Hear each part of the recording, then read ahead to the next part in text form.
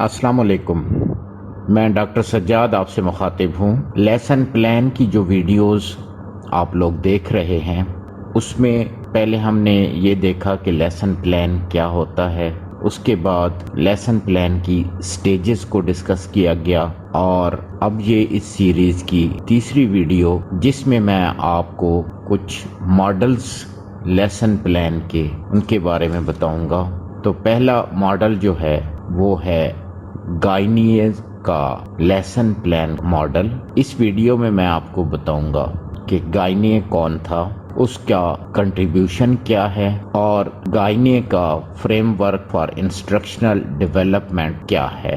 تو اگر آپ نے ابھی تک چینل سبسکرائب نہیں کیا تو چینل کو سبسکرائب کر کے بیل آئیکن کو پریس کر دیں تاکہ ہر نئی آنے والی ویڈیو سب سے پہلے آپ کو مل سکے۔ تو چلیں شروع کرتے ہیں آج کی ویڈیو۔ تو سب سے پہلے دیکھتے ہیں کہ ہو واز گائنیے۔ گائنیے کا مکمل نام رابرٹ ملز گائنیے ہے، جو کہ امریکن ایجوکیشنسٹ سائیکالوجسٹ ہیں۔ 21 اگست 1916 کو امریکہ میں پیدا ہوئے۔ جو ان کا کام جو سب سے زیادہ مشہور ہوا سائنس آف انسٹرکشنز کی وجہ سے، وہ ویل نون پرسنالٹی ہیں، اور ان کی سب سے famous book condition of learning 1965 میں پبلش ہوئی۔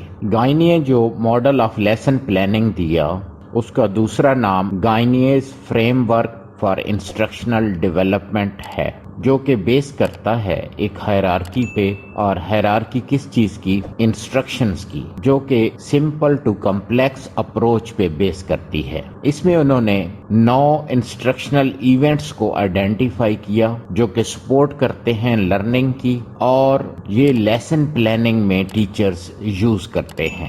گائنیے framework focus on acquisition of intellectual skills during instruction. Gagne's framework for instructional development, اس کو ہم ڈسکس کرتے ہیں۔ According to Gagne's framework 9 events of instructions are, جو اس frame work میں یا اس ماڈل میں 9 ایونٹس گائنیے نے سجیسٹ کیے، وہ ہیں gaining attention, state objectives, stimulating recall of prior learning, presenting the content, providing learning guidance, providing opportunities to practice, providing feedback, assessing performance, enhancing retention and transfer۔ تو یہ 9 events ہیں، 9 elements ہیں گائنیے کے frame work for instructional development کے، جس کو گائنیے کا lesson plan کا ماڈل بھی کہا جاتا ہے۔ Gagne framework for instructional development کا پہلا ایونٹ ہے وہ ہے گیننگ اٹینشن،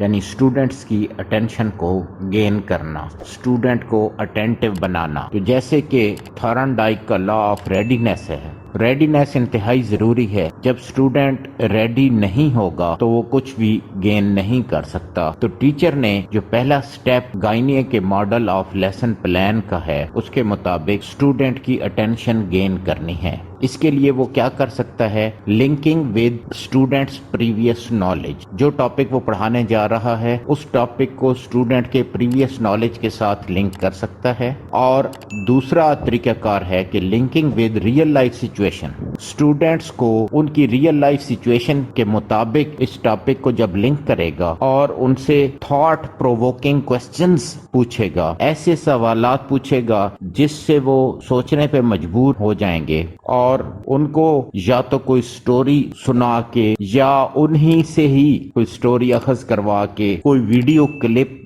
دکھا کے ان کی اٹینشن گین کر سکتا ہے۔ تو پہلا سٹیپ گیننگ اٹینشن ہے۔ دوسرا جو اس کا ایلیمنٹ ہے اس فریم ورک کا، وہ ہے state objectives. Make the students aware of what they are going to learn, students کو اس بات سے آگاہ کرنا ہے کہ وہ ان کو کیا پڑھایا جا رہا ہے، وہ کیا سیکھنے جا رہے ہیں، اور اس کے لیے ٹیچر کا کام ہے کہ وہ اسٹوڈنٹ کو بتائے، ان کے ساتھ ڈسکس کرے، اور اگر وہ آبجیکٹیوز اسٹوڈنٹ کو بتا دیے جائیں گے تو اسٹوڈنٹ زیادہ فوکسڈ رہیں گے اور ان کی لرننگ زیادہ بہتر ہو سکتی ہے۔ تیسرا ایلیمنٹ ہے stimulating recall of prior learning, اس کے لیے ٹیچر نے کیا کرنا ہے کہ by asking some questions from previous lesson to link with current lesson, جو اب وہ لیسن پڑھانے جا رہا ہے، جو ٹاپک جو کنٹینٹ اسٹوڈنٹ تک ڈیلیور کرنے جا رہا ہے، اس کو پہلے سے پڑھائے گئے لیسن کے ساتھ لنک کرنا ہے اور ایسے سوالات پوچھنے ہیں کہ جس سے اسٹوڈنٹ کے پریویس نالج کا احاطہ ہو سکے اور اس کو انٹیگریٹ کیا جا سکے کرنٹ لیسن کے ساتھ، کرنٹ کنٹینٹ کے ساتھ۔ اس طرح سے اسٹوڈنٹ کی لرننگ زیادہ بہتر ہو سکتی ہے اور اسٹوڈنٹ نون ٹو ان نون کی طرف جب جائیں گے تو وہ زیادہ فوکسڈ رہیں گے۔